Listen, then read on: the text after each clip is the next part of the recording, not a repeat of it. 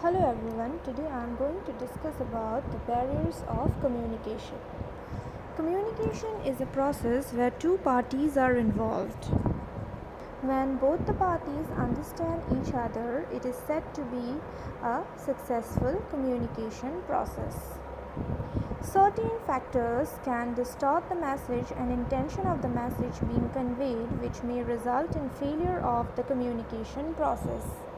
Today I am going to discuss about the hindrances or the barriers in the process of communication. There are a lot of factors that prevent effective exchange of information, thoughts and ideas.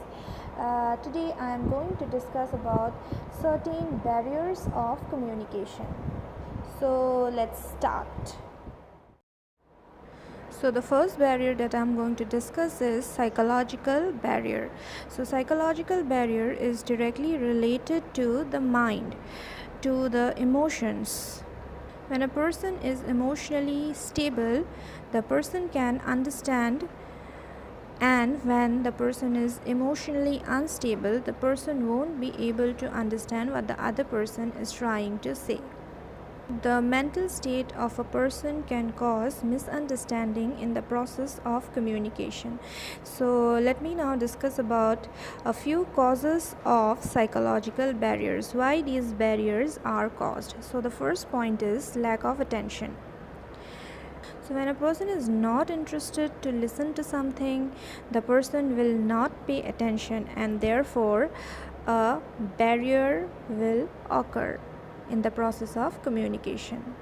When a speaker is speaking and the listener is not interested in what the speaker is saying, then the listener won't be able to understand what the speaker is trying to say. So this barrier occurs due to lack of attention. So in this case, the communication process won't be successful, the communication won't be effective. The next point is premature evaluation. So many people, they jump to a conclusion directly and do not listen till the end. So when somebody is speaking, and in the first 5 minutes if you start judging the person, and if you directly jump into a conclusion, then you won't be able to understand what the person is trying to say. Why? Because you have not listened to what he has said, you have not completely listened to his speech. So when you are impatient and do not listen to the whole content, this may create some kind of issues, some kind of problems in the process of communication, because you do not have all the information.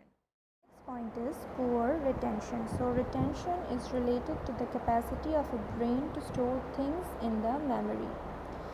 Human memory is limited, so we cannot remember each and everything. So our brain loses information that is old and not taken as useful with time.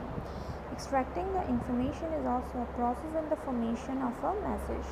Here, the brain tries to remember the required information, the fragments of which have already been lost.